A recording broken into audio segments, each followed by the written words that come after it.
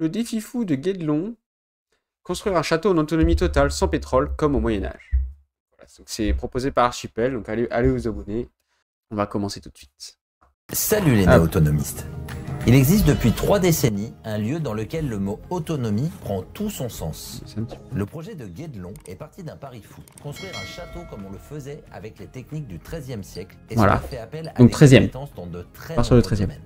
Nous nous sommes focalisés sur le savoir et savoir-faire de celles et ceux qui œuvrent à bâtir un village sans pétrole. Ce reportage vous est présenté tout de suite sur l'Archipel. Donc voilà, donc on est sur un château et un village du coup à l'époque du XIIIe siècle. Donc avec les techniques de l'époque, les machines de l'époque qui pouvaient exister et voilà.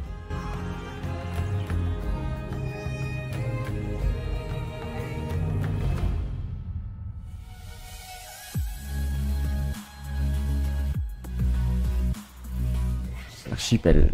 Bonjour Florian. Bonjour Yann. Merci de nous recevoir pour l'Archipel à Guédelon. Voilà. Ça fait des années, j'ai même des proches qui sont venus en stage. Je ne sais pas si on dit en stage. À l'époque, il y avait les stages bâtisseurs, des gens qui venaient justement s'essayer aux différents métiers du chantier pendant une petite semaine. Ouais. J'ai reçu beaucoup de... Alors on voit déjà, on a des petits aperçus déjà. Donc on est sur un château médiéval, donc château fort, avec le château en lui-même ici qui est protégé par 4 tours. Après il y a une où on est, 2 là pour la porte, et sûrement une au bout. Donc ça fait 4, plus 2 petites, ici. Donc on est sur un château fort de moyenne envergure. Enfin, non, un château de moyenne envergure, mais un château fort de petite envergure.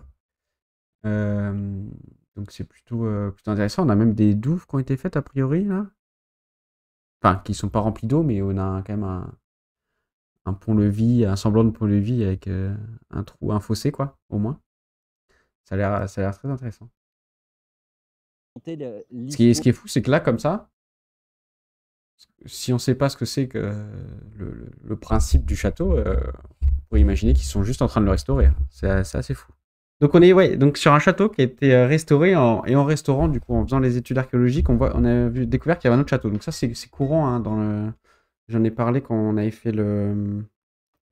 Quand on avait fait quoi? Quand on avait fait le React sur à toute berzingue sur Le Mans, où on a des couches historiques qui se superposent, et si bien que un même château peut avoir plusieurs époques, qui est venu en général s'agrandir, etc. Et on peut imaginer aussi que c'est quelque chose où il y a un château qui a été détruit, on est venu reconstruire dessus. Du coup, toute la base a été gardée, etc. Ce genre de choses, ça arrive assez souvent en architecture, en histoire, du coup. Donc c'est intéressant que ça commence par là. Mais du coup, ça se passe ailleurs. Donc je pense que le château, ils ont voulu en le découvrant, en fait, ils ont voulu en refaire un, peut-être. Je sais, on va voir. Ils vont trouver un château du XIIIe siècle, ils vont en faire donc une conclusion archéologique. Ils vont dire que donc, ce château date bien du XIIIe siècle, répond aux canons architecturaux de Philippe Auguste, donc le roi de France de l'époque, fin du XIIe siècle, début du XIIIe siècle. Une des dernières phrases de cette étude archéologique, ça serait « Il serait passionnant de reconstruire le château de Saint-Fargeau ». Et on aura une argile noire, une argile de très bonne qualité, alors à la fois qui va être très utile pour faire des poteries, mais également pour faire des tuiles, des canalisations, des carreaux de pavement, etc. Donc finalement, on avait tout sur place et c'est à partir de ça que va naître le projet. Alors, c'est quoi la première équipe de Guédelon? Au début, on est sur une petite dizaine de personnes,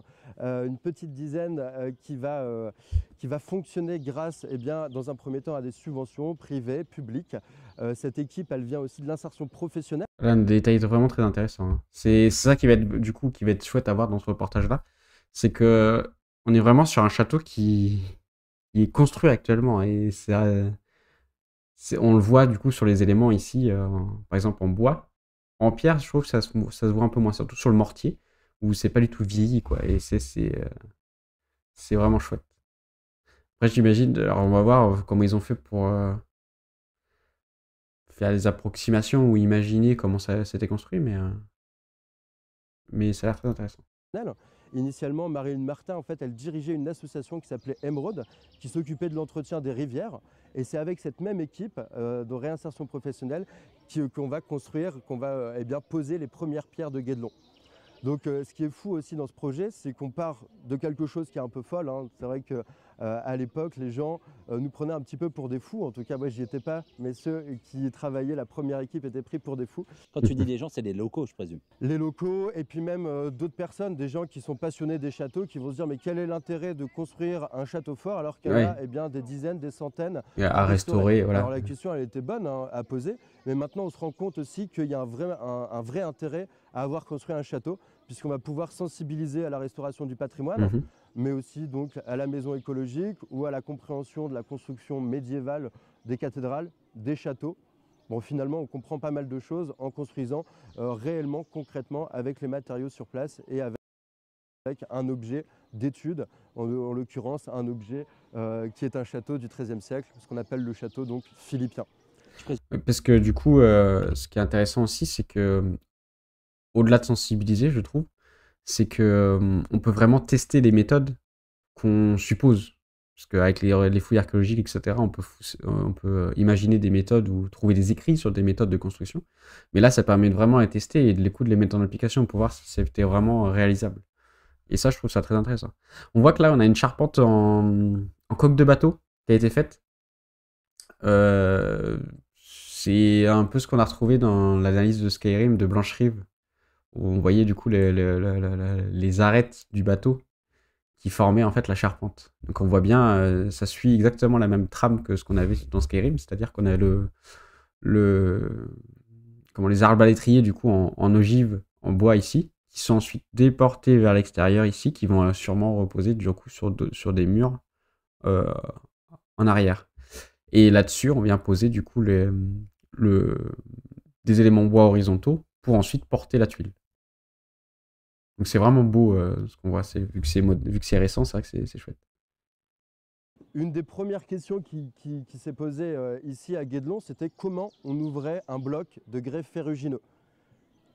En mettant des coins métalliques dans des trous qui vont être taillés par le carrier. Le carrier fait donc une emboîture, ce trou, dans lequel on va enfoncer un coin métallique avec des feuillards, deux petites plaques métalliques. On va enfoncer le coin, on va taper dessus, et en lisant la pierre, on est sur une roche sédimentaire formée par l'accumulation de couches de sable il y a près de 100 millions d'années. Et à partir de ça, on va lire la pierre, et c'est en fonction de la lecture qu'on va avoir qu'on va pouvoir placer les coins. Et en fonction de ça, on va pouvoir fracturer un bloc, quelquefois de plusieurs tonnes. Mais cette technique-là, au début, on ne l'avait pas. Mais au bout Voilà, donc c'est ce que je disais, du coup, ça permet de tester vraiment des choses où on suppose que c'était comme ça, et en fait, là, du coup, on peut vraiment tester. Quoi. Du coup, ça permet d'avoir même sur le bloc de pierre, dès le départ, d'avoir des coupes le plus droit possible.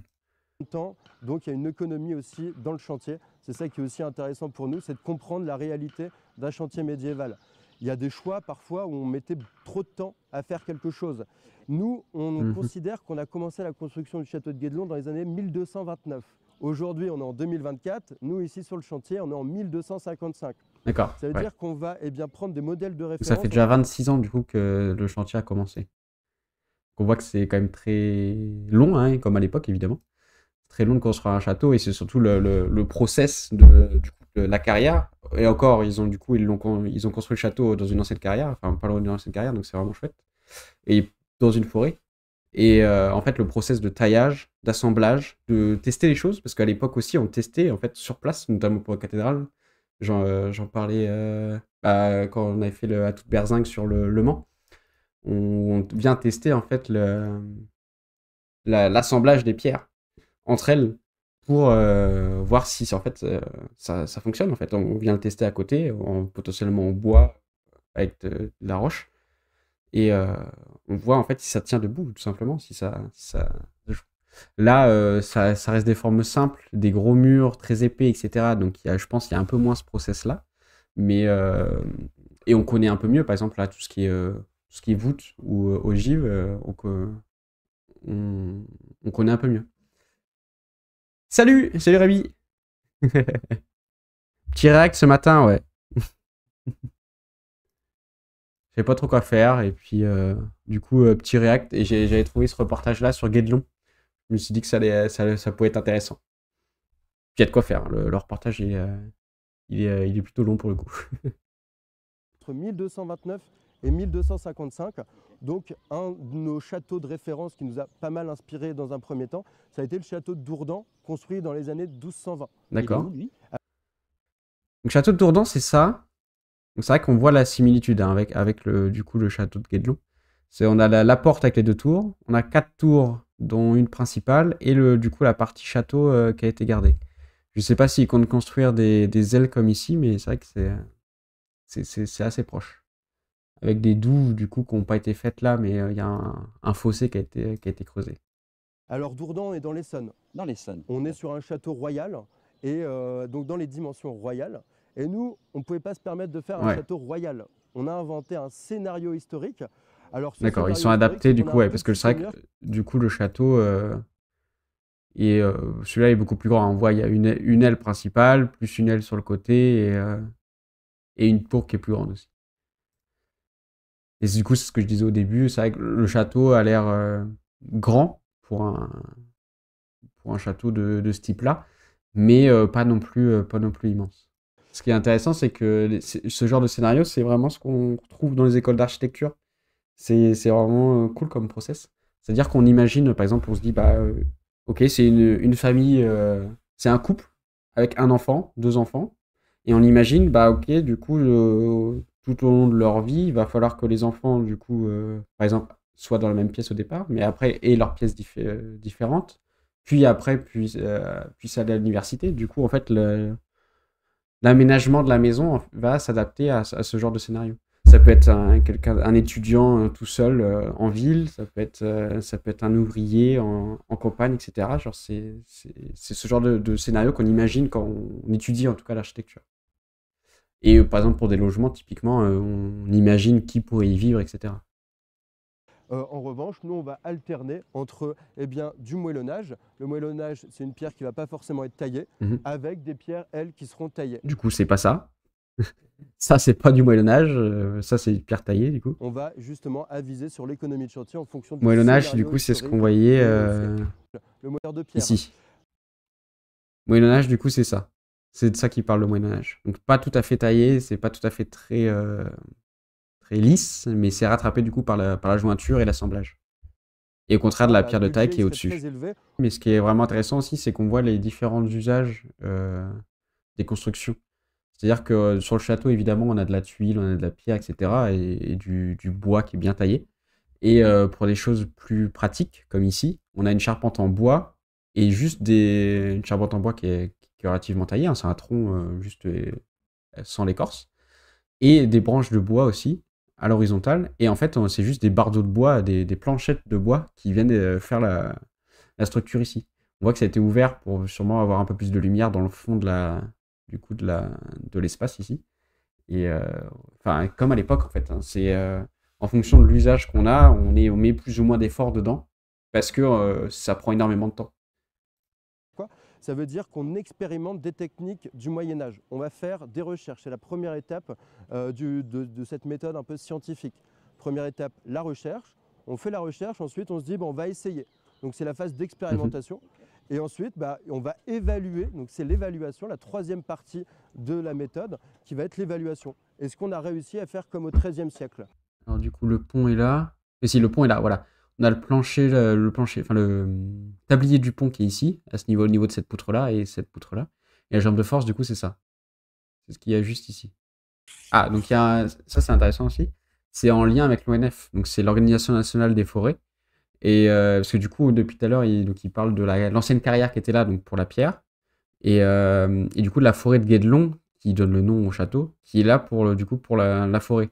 Donc, certes, c'est donc au propriétaire, c'est un lieu qui est privé, mais du coup, il y a quand même un lien avec l'ONF pour pas abattre n'importe quel arbre, etc. Donc ça, c'est vraiment chouette. Sinon, on voit le bardeau de bois que je disais tout à l'heure, là. C'est bien, c'est ça vous voyez de l'intérieur, c'est des petites planchettes de bois qui servent de tuiles, en fait, des tuiles de bois qui servent de toiture. Ça permet d'être plus simple, en fait, à faire, simplement, parce que le bois, comme il a dit, on utilise du bois parce qu'il y en a un peu partout, en France, à l'époque. Et ça permet d'être, en général, en fonction de l'essence du bois, donc par exemple châtaignier ou chêne, châtaignier, typiquement, c'est imputrescible, donc ça permet d'être très résistant aux aléas climatiques. Pour une toiture, c'est parfait. Et il porte par en bas, du coup, c'est ça? Pour soulever le moins possible avec la force de l'homme, enfin des bras. Le petit nœud.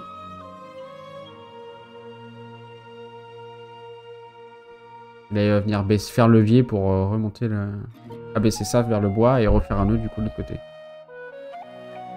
Hop.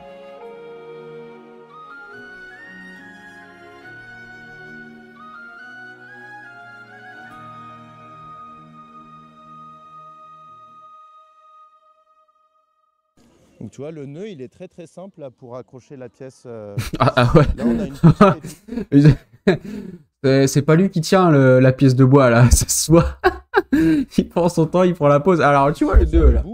Alors, attends, je te montre comment je te fais le nœud. L'autre il est en galère, il est en train de tenir le tronc.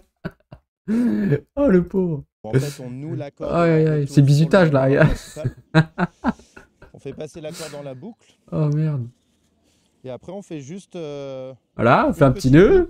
Hop, une petite boucle. Sous la corde. Impeccable. Et du coup, quand on va lever le bras horizontal du trinque-balle, ça va serrer du coup la pièce. C'est par la force de la pièce de bois du coup qui vient maintenir la corde.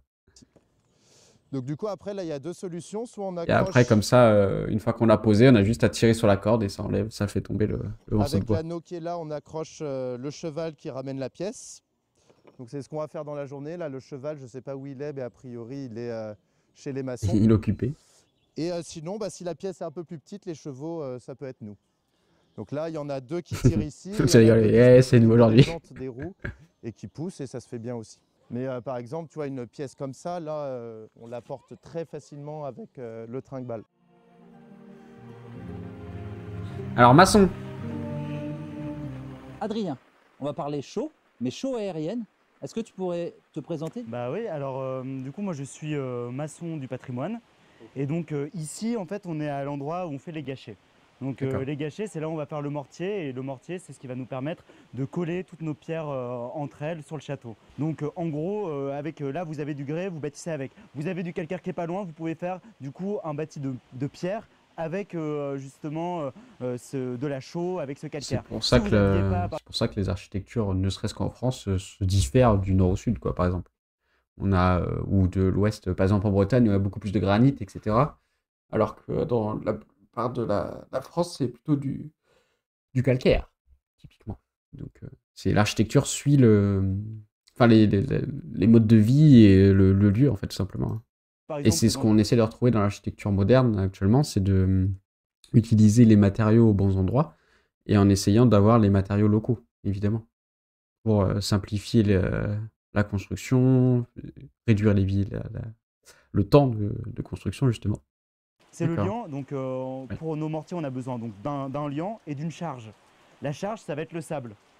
Donc, c'est pour ça, du coup, que faire, pour le château, en tout cas pour le château a un aspect un peu jaune au niveau des joints. Pour le mortier du château, on va toujours faire 2 doses de sable et une dose de chaux. Ce qui veut dire par là, c'est que ça évite d'avoir les fissures, par exemple, tout ce qui est ciment sur des parpaings, etc. On a suffit que le sol, c'est tellement rigide que suffit que le sol bouge pour avoir des fissures en fait sur les murs et sur la toiture. Le fait d'avoir quelque chose qui s'adapte, parce que le sol va toujours bouger en fait, par l'eau, par potentiellement des mouvements souterrains, il va toujours bouger. Et du coup, le fait d'avoir quelque chose d'un peu souple, ça va permettre d'adapter un peu la forme du bâti, etc. C'est pour ça que, par exemple, dans les pays d'Asie où il y a beaucoup de séismes, on utilise le bambou, qui est très rigide pour certaines utilisations, mais qui reste souple dans la plupart des cas. Donc ça permet d'adapter le bâti au séisme, typiquement, et éviter qu'il se détruise tout de suite. Je voulais revenir juste, il y a un truc qui est intéressant. En général, sur les châteaux ou les constructions médiévales, on a des trous dans le mur. Et on ne sait pas trop ce que c'est. On a des trous dans les églises, etc. On a des pièces carrées comme ça dans les murs. Et en fait, là, on voit, c'est pour les échafaudages. On voit que là, les trous... Changer les propriétés alors, on va voir. Il y a notre plan un peu plus bas, voilà. Descend. Hop, impeccable. On voit que l'échafaudage, en fait, se prennent appui sur les murs. Donc on le voit juste ici. Et les trous, en fait, alors ça, eux, ils ont bouché. Eux, ils ont bouché les trous. Bon, je sais pas si c'est le cas à chaque fois. Parce que là, en l'occurrence, nous, les bâtiments qu'on voit, on les voit, ces trous-là. Bon, c'est pas très grave. Mais du coup, ça permet, en fait, de monter l'échafaudage au fur et à mesure, en même temps que le mur. Et c'est pour ça que du coup, sur la plupart des constructions médiévales, en fait, on a dans les remparts ou dans les églises ou cathédrales, on a ces trous-là carrés. On a l'impression qu'il manque une pierre ou quelque chose comme ça. Mais en fait, non, c'est pour pouvoir monter les éléments en bois par-dessus. Pour donner une indication, les architectes, en général, on essaye de voir sur 20-30 ans. Faut pas que dans l'idéal, faut pas que le bâtiment soit détruit dans 20-30 ans, mais que l'usage enfin que le bâtiment soit utilisé sur 20-30 ans. Et c'est un pari sur le futur, hein. On essaye de prédire le futur, hein. C'est très compliqué. Mais c'est un peu la tranche d'années qu'on utilise. Si on l'entretient bien, quoi. Tandis que là, on va avoir un bâti qui va durer des... Et si on peut pas la réutiliser, comme il explique en réutilisant les matériaux, en général, on essaye de prévoir un deuxième usage. C'est-à-dire que si au bout de 20-30 ans, tel immeuble n'est pas utilisé, on peut le modifier, etc., pour que ça devienne autre chose. C'est un peu l'objectif. Et c'est pour ça que l'idée de tour, comme on construit des gratte-ciel, etc., c'est compliqué. Enfin, moi, je trouve que c'est un peu en perte de vitesse quand même. Je sais que dans les villes en France, on privilégie plutôt des moyens immeubles, c'est-à-dire qu'on n'est pas sur des tours, mais on n'est pas non plus sur de la maison individuelle, on est un peu entre deux. Je sais que ça se fait beaucoup, ça, un peu plus. Donc c'est un peu plus adéquat pour les enjeux futurs. Parce que du coup, c'est plus facile à adapter. À réadapter, pardon. Okay. Donc je vais te montrer le plan du projet qu'on est en train de faire. Ah, un petit plan, ça on adore les petits Donc plans. Ce plan, il est comme avec Laurent Dutch, les petits plans. Parce que les épures... Alors, donc là c'est la porte qu'ils veulent relier. Là on a la coupe. Enfin coupe ou élévation d'ailleurs. Enfin, ça va être une coupe. Ouais, coupe et coupe. Le plan en lui-même, avec du coup un contreventement en croix ici, on le voit. Et du coup la fixation au niveau de la porte là. Très bien. On voit le platelage, les éléments en bois, là les jambes de force, enfin la jambe de force plutôt ici. Ok. Elles sont très très simples au Moyen-Âge. Donc là, tu as une vue de face en fait du projet. Ici, il faut imaginer qu'il y a le château. C'est le mur, ici, ouais. Il manque des hachures un peu là. Là, il y a le mur du château. En général, on aime bien faire soit un plus gros trait, parce que là, il n'est pas très marqué. Un plus gros trait, ou alors des hachures ici. Pour bien marquer la section, là où c'est coupé. Donc quand tu regardes le château, on ira voir après. Mais c'est sur le côté est du château pour connecter le château au village. Donc là, les maçons, en ce moment, ils sont en train de maçonner une porte de village. Donc cette porte de village, on l'a relevée en faisant des fouilles archéologiques entourées de castillologues au château de Villeneuve sur une tour maîtresse qui surplombe en fait le village médiéval. D'accord, on a rajouté une tour, une porte, pardon. Et ce qui est intéressant, c'est le défi qu'on a relevé à Guédelon. C'est qu'en fait, quand tu regardes la photo, il y a une impression négative, une feuillure qui encadre justement l'arc de la porte de village. Non. Et du coup, cette feuillure, c'est justement le tablier du pont qui se relève. Ah donc, putain, oui, d'accord. De part et d'autre ici, alors on ne le voit pas trop sur la photo, parce que la photo elle est écrasée. Le mieux, c'est de le voir à Guédelon, parce qu'on a déjà posé les pièces. Mais il y a deux crapaudines, c'est deux pierres qui sortent un peu de la tour. Ouais. Et à l'intérieur, elles sont taillées en cylindre pour pouvoir accueillir un moyeu. Ce moyeu du pont. Stylé. Et le moyeu, sur le plan du tablier levant, il est ici. Là, il faut imaginer qu'on est un petit oiseau et qu'on passe par-dessus. C'est une vue en plan.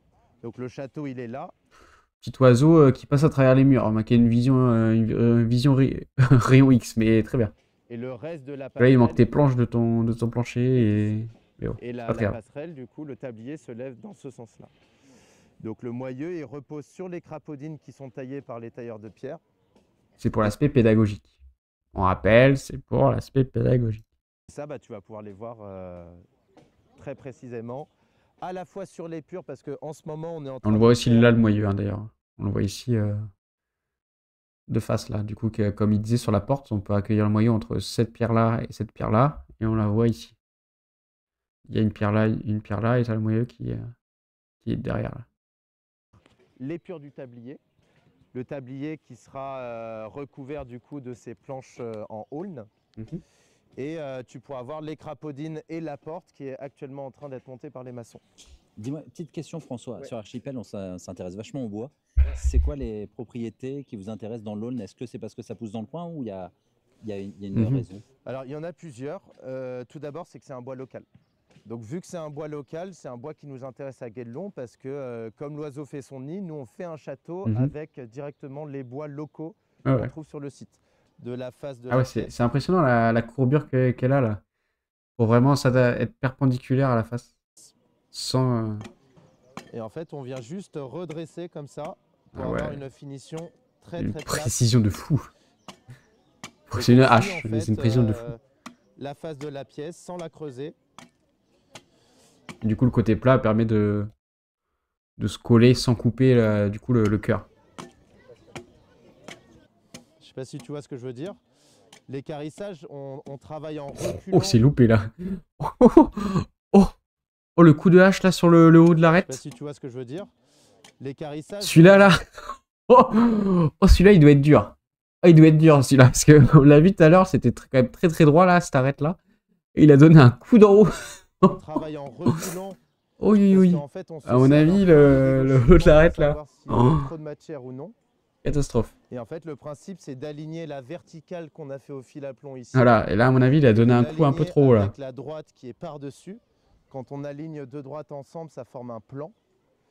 Et en fait, avec l'œil directeur, c'est-à-dire l'œil du tir à l'arc, on aligne cette droite verticale avec le plan du dessus. Et du coup, en regardant à l'aplomb, on sait la matière qui est en trop. Parce qu'on n'a pas la ligne pour. Oui, pour le c'est un dessus. jeu de perspective. Donc ça se fait à l'œil, Ouais. mais avec un tracé. Donc nous, on préfère dire que ça se fait au tracé géométrique. Mm. Donc c'est pour ça qu'on travaille en reculant. Mais pour un nœud, on Oui, est pour toujours obligé avoir du coup d'avancer. l'arête en face. Vu que la fibre, elle plonge, dans ce sens-là, en avançant, bah, du coup, on va dans le bon sens. Mais quand tu le sens, il a une odeur un peu de tomate, de vin rouge, de ketchup. Ah, mais carrément. Ouais, ouais. C'est marrant ça. On notera, c'est tomate, vin rouge, ketchup. C'est-à-dire que tomate pour la plupart des gens, vin rouge pour les beaufs, ketchup pour les enfants. Fonction de ton âge, de ta situation, tu as un exemple différent. Donc là, ton tavaillon, en soi, il est déjà fait pour le village. Mhm. Il manque pas grand-chose de plus. Pour le château, il demande un peu plus d'élaboration. Donc tu vois, Pour ils ça. sont tous placés bord à bord entre eux. Et en fait, le rang du dessus, il vient recouvrir Sur deux d'un tiers. tiers D'accord. le tavaillon du dessous. Donc tu vois, ils sont posés comme ça. Donc c'est un peu comme un puzzle, il faut trouver le bon tavaillon parce qu'il faut qu'il Ouais, vienne Bord à bord à à la chaque fois. moitié de l'autre, de part et d'autre, tu vois. Donc là, ce serait plutôt comme ça qu'il faut les mettre. Et après, le rang d'après, il vient encore recouvrir d'un tiers. Donc c'est toujours... Voilà. voilà, on commence par le bas, on remonte jusqu'au fêtage. La fin, ouais. Et là, tu vois, tu as la version où on perce chaque tavaillon avec la cheville, une ouais. tarière. Une C'est marrant, tarière, ça, c'est je comme connaissais un pas. grand tire-bouchon avec une vrille en dessous qui permet de faire un trou. On place une cheville et le tavaillon, il est posé sur la latte. Quand Si on jamais fait vous comme allez ça, à Guédelon, on est allez tellement dire bonjour à passionné François. par hein. ce fait que je pense Après avoir eu un échantillon du talent des artisans de Guédelon, D'accord, prenons de ouais. l'altitude Ah oui, la afin tour, de c'est vrai. retrouver Florian et François dans une des tours du château. Florian, François, on est dans une tour. Alors. Là, on voit bien la. On revient. Ah. Oh, comment j'ai bugué. Oh, il n'y avait plus rien. Il n'y avait plus rien dans ma voix là. Oh la vache. C'est là où, du coup, on voit la différence entre les moellons qu'on parlait tout à l'heure et les pierres de taille. On voit que les moellons, c'est vraiment le cœur. C'est là où on remplit pour faire les plus grosses surfaces le plus rapidement possible. Et les pierres de taille, c'est vraiment les coins, là où on va avoir besoin de l'aspect défensif et de l'aspect beaucoup plus net et rigide. Donc les pierres de taille permettent d'avoir des arêtes très marquées comme ici, et du coup d'être plus rigide aussi, puisqu'on a des plus grosses pierres, d'être plus rigide pour en cas d'attaque par exemple. On est dans la tour Les ouvertures, là, ça me paraissent très grosses, par contre. Enfin, que c'est des créneaux, donc pourquoi pas, en vrai. Non, c'est des créneaux, donc ça marche, en vrai. de la chapelle. Donc c'est une tour qui a été finie en 2019. Là, on est donc au niveau sommital, au dernier niveau d'élévation justement de cette tour. On va avoir la Et, charpente donc, et tout, c'est là. là où les maçons, en fait, donc, ont posé un dallage sur lequel on voit Dallage en bien pierre, ce qu'on hein. appelle les créneaux et les merlons. Voilà. Les merlons, Créneaux, ouais. c'est la partie pleine, et le créneau, c'est la partie vide. Très belle, ouais. Donc, créneau, c'est ça, du coup, et merlon, c'est ça. Donc défensivement, ça a un intérêt, hein, bien sûr. Évidemment. On va pouvoir se réarmer si on a un arc, une arbalète, au niveau du merlon, et on va pouvoir tirer au niveau donc, eh bien, du créneau. Et c'est ce qui va permettre ensuite, eh bien, d'asseoir la charpente. Donc on retrouve bien, eh bien, On le voit travail les cales qui ont été faites là pour mettre à niveau. des tailleurs de pierre. Ici, on retrouve eh bien, notre Les pierres calcaire taillées marbrier et les qui moellons vient au de milieu. donc à quelques dizaines de kilomètres d'ici. On voit notamment la finition brochée eh Mhm. bien, des tailleurs de pierre. On voit en fait les coups d'outils. Donc là, on est plutôt sur une taille qui est assez économique au niveau pour pouvoir donc, faire de plus. ces blocs. On n'est pas sur une taille très lisse, contrairement au château là où habite le seigneur, par exemple, où on va essayer de lisser au maximum. Ferrugineux justement au niveau du parement et au niveau donc du remplissage pour la fourrure. Le liant, c'est de la chaux, je présume? C'est de la chaux. On est toujours bien sur notre mortier. Là, on est sur un mortier de parement, donc on va avoir 2 unités de sable pour 1 unité de chaux. Pour le remplissage des murs, on est toujours sur eh bien, une composition, 1 unité de terre, 1 unité de sable et 1 unité de chaux. Tu peux nous expliquer pourquoi on retrouve comme une espèce de gouttière dans le... On a effectivement en fait un caniveau et si on réfléchit un petit peu, on voit qu'on a une charpente qui est juste au-dessus de nous. Donc on se demande eh bien, à quoi sert ce caniveau. Parce Alors, que potentiellement, à l'origine, ou alors la charpente peut être détruite déjà, et la charpente peut être enlevée, j'imagine, et du coup, il faut pouvoir évacuer l'eau, sinon on est inondé. Il ne sert plus maintenant, mais il a servi à un moment donné Voilà. bien, Au départ, il n'y avait pas de charpente. justement, bien, de la tour. Alors à quoi ça sert? Forcément, quand la charpente n'était pas là, bien, on avait, comme aujourd'hui, de la pluie, et l'eau, il fallait bien sûr l'évacuer. Et donc, de ce fait, les tailleurs de pierre, les maçons, ont réalisé le caniveau avec une évacuation qui est ici. Ouais. Et si on regarde à l'extérieur de la tour, on voit bien la un petit gargouille. trou. Et on voit aussi, il y a la gargouille et on voit le filet d'eau, on en voyait tout à l'heure. Alors ça, c'est ce qu'on appelle des gargouilles temporaires. Ce n'est pas des gargouilles justement qui vont avoir une utilité comme d'autres du château pour évacuer l'eau et qui est une de nos thématiques. Alors on a toujours pensé à vouloir évacuer l'eau du château et maintenant en fait depuis quelques années on est aussi dans cette réflexion de collecter les eaux du château pour pouvoir les stocker notamment dans une citerne, la citerne Donc de là, la on chapelle. sort du coup de l'aspect médiéval et quelque chose de plus Là, on est plus au dernier écologique. niveau de la tour, mais on est tout en bas. On y retournera peut-être après. Avec grand plaisir. François, est-ce que tu veux nous faire un petit laïus, vu qu'on a quand même vu le bois presque quand il venait d'arriver jusqu'à son traitement. Ça finit donc dans ce genre de structure? Alors là, c'est l'aboutissement de très belle l'introduction, charpente, on va ça. dire, que je t'ai donné dans l'atelier de Une charpente. entrée, Donc là, on est sur une entrée charpente croisée. qui est terminée, un ouvrage qui a été Le poinçon qui est là, au terminé milieu. en 2019. Toute la charpente, du coup, est en chêne. Donc en gros, elle est composée à peu près de 500 pièces pour faire cette grosse charpente massive. Alors, elle a une petite particularité de trait, c'est que tu vois, en fait, on a un pignon qui est droit au niveau de la façade de la chapelle. Et du coup, la tour, si tu veux, est circulaire sur ses Ah oui, il y a un trois quarts. côté droit. Oh, putain. Et après, elle a 2 pans plats qui sont rejoints par des arrêtiers. Donc, c'est une charpente très massive. Elle est posée du coup sur les sablières. Donc, les sablières, tu vois, c'est les premières pièces de bois qui forment en gros une espèce d'assise, une grande ceinture où dessus on vient poser la charpente. On l'appelle sablière parce que tu vois, elle repose sur le sable de la maçonnerie. Ouais, donc quand les c'est pour maçons mettre à ont niveau. terminé de monter les créneaux et les merlons, ils posent un glacis de chaux et de sable, et nous on vient poser par-dessus les sablières. Et du coup, c'est ça qui vient ajuster le poids et tout ça. Donc c'est là où il y a besoin que ce soit un peu souple aussi. C'est-à-dire qu'on voit qu'il y a des creux. Là, c'est plus fin. Parce que, pardon, je montre avec mon doigt, je suis trop gros. Là, c'est plus fin. Parce que du coup, la pièce est potentiellement pas droite ou alors un peu plus lourde à cet endroit-là. Du coup, ça vient appuyer et c'est le mortier qui vient Alors, ce qui adapter. est très intéressant aussi, tu vois, c'est ces marques comme ça qui coulent, qu'on repère La justement sève, à la peut-être? jonction des Ah non, les sablières, jonctions. comme ça. Si tu regardes partout, en fait, on voit partout des dégueulis noirs, on pourrait dire, un liquide qui coule. Ce liquide, c'est Ah, on le tout voit là. simplement, voilà, c'est le tanin du bois qui, du coup, est Qui hydrosoluble. s'évacue, d'accord. Et ça, c'est une preuve archéologique très intéressante qui démontre que la charpente La a présence été de bois. posée Ouais. verte. Si le bois est sec, forcément, il n'y a pas de tanin qui s'écoule des bois. D'accord. Donc ça, c'est vraiment une preuve archéologique qu'on retrouve sur des cathédrales, sur des châteaux, qui prouve que les charpentes ont été montées en bois vert. C'est marrant, je fais attention à ça maintenant. Ouais, bah, même sur le château, on pourra te montrer à l'extérieur. Les échafaudages, pareil, sont posés en chêne. D'accord. Et du coup, on a Voilà. aussi J'ai bougé mon casque, du coup ça m'y pose, désolé. des traces qui coulent comme ça sur les maçonneries du château. C'est dingue. Et dis-moi, ça s'appelle comment l'espèce d'arrondi? C'est la première fois que je vois vraiment sur la partie Ici, très là. haute. Alors, ça s'appelle une enrayure. Une enrayure, c'est, on pourrait dire, un cercle Vous voyez pas moi, souris. Si, c'est bon. de Ici. vélo en bois avec les rayons qui sont centrés sur le poteau principal, le poinçon. Poinçon. Donc, en gros, tu as la ferme principale. Une ferme, c'est un triangle en charpente. Tout n'est que des triangles en charpente, c'est très simple. Donc, tu as une ferme principale avec un poinçon qui dépasse de la couverture pour faire un épi de fêtage. Là-haut. Et en fait, tous les chevrons, c'est C'est ça. les pièces qui sont Ici, là. olaties. Ici. Tous ces chevrons rayonnent jusqu'au poinçon. Et du coup, pour ceinturer à mi-hauteur, on crée une enrayure comme ça. Ça permet de corriger aussi s'il y a des petites erreurs. Bon, Si ce qui est la base n'est pas intéressant tout à fait aussi, c'est les ronde, ça traces permet qu'on laisse d'avoir sur une les correction charpentes, mais pour on ensuite pourra les rajuster voir vers le encore mieux poinçon. sur l'autre ouvrage de la Tour du Pigeonnier.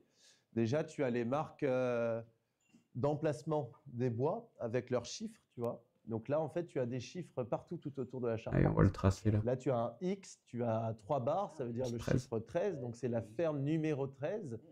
À côté, tu as la 14, évidemment, elles ont tout un sens très précis. Et il y en a combien en tout alors? Eh ben, regarde, on n'a qu'à aller jusqu'au bout Ouais. et compter le dernier chiffre. Le dernier chiffre, il est ici. Tu as un X avec plein de barres et une barre qui redescend. 1, 2, 3, 4, plus le V, ça veut dire 45. Et plus les 3 barres suivantes, ça veut dire 48. Ouais. Et après, ce qui est intéressant aussi, c'est comment on a fait pour amener les bois à la main sur le lieu du chantier. Ouais. Donc en fait, il faut imaginer qu'il y avait un échafaudage échafaudage ça, oui, qui rayonnait autour de la tour au niveau des sablières. Est-ce que c'était avec la grue à hamster ou pas alors? On devine bien. Parce là, qu'on on voit encore ces fameux trous de boulin, tu vois. Donc tu as tout un niveau au sol où en fait, à partir de ces trous qui sont dans le mur, on installe un échafaudage. Une fois que la plateforme de l'échafaudage est posée, juste à l'extérieur, je ne sais pas si tu as vu, il y a une cage à écureuil, la fameuse médiévale du chantier. Donc là, elle est juste ici. Et en fait, les bois sont montés via cette cage. On a installé un échafaudage particulier dans des trous de boulin pour faire monter les pièces de bois verticalement contre la paroi de la tour. D'accord. Et après, pour les amener directement sur le lieu du chantier, on avait une chèvre, encore un animal qui sert à monter les bois. Une chèvre, c'est tout simplement un triangle, encore une fois, avec une poulie au milieu qui permet de basculer comme ça des pièces de bois. Donc en fait, le trajet de la pièce... C'est de la verticale vers l'horizontale. Voilà, ça on va imaginer que c'est le pignon de la tour de la chapelle. Le bois, il est monté verticalement comme ça avec la cage à écureuil. D'accord. Et après, avec la chèvre, on arrive à le basculer et à amener la pièce sur le lieu du chantier. Ok, intéressant. Sans se péter le dos. Sans se péter le dos, c'est mieux. Et après, dernière chose qui est très intéressante, c'est, tu vois, cet objet-là, cylindrique. Ça, c'est un treuil à bras horizontal, du coup, un peu comme le cabestan. C'est intéressant qu'il est resté, du coup. J'imagine qu'on peut l'enlever. Installer des grands bras de levier. Donc, il y en a un ici, un ici. Et exactement, en fait, on arrive, la corde s'enroule en fait sur ce boyau. Ils l'ont laissé peut-être au cas où s'ils ont des tuiles ou quoi à remplacer pour pouvoir les monter là-haut. À amener des pièces sur le chantier. Et si tu observes, dans tous les entrées qui forment l'enrayure basse, il y en a une, ouais. On a des réservations dans le bois qui ont été sculptées pour en fait le treuil. pouvoir installer le treuil à bras à 360 degrés dans l'enrayure basse. Donc Intéressant. voilà, ces treuils à bras, on les a retrouvés en fait sur des ouvrages de référence et on a trouvé ça très intelligent, donc on l'a reproduit à Guédelon. Donc Ils là, il y l'ont a un petit pas cache sur utilisé le a priori, côté. ils l'ont juste reproduit, c'est ça? Et en fait, on arrive à glisser le tourillon, le tenon rond du treuil à bras dans la réservation prévue. Et ça Du coup, en permet enlevant de le caler cache, quoi. on peut enlever le treuil à Ouais, bras et ok. l'installer tout autour de la tour. Et là, si tu regardes en face, on a le dernier ouvrage qui a été fabriqué à Guédelon. Ah oui, C'est la tour du pigeonnier. Donc très une joli. charpente totalement Très belle circulaire, charpente. environ 300 pièces de bois, et une couverture en tavaillon de chêne avec un rang décoratif aux 2/3 et un épi de fêtage. D'accord. Merci à toute Ok. l'équipe de Guédelon qui nous a accompagnés à la réalisation. Ok, c'était la de ce fin. reportage. Ouais, c'était la Nous fin. ne sommes que 2 à la réalisation et vos partages, vos Très abonnements bien. et commentaires nous aident à faire vivre cette chaîne. Très très intéressant. On a appris plein de choses du coup. Enfin, j'espère que ça vous a plu. Ouais, donc n'hésitez pas à vous abonner à la chaîne, etc. de l'Archipel.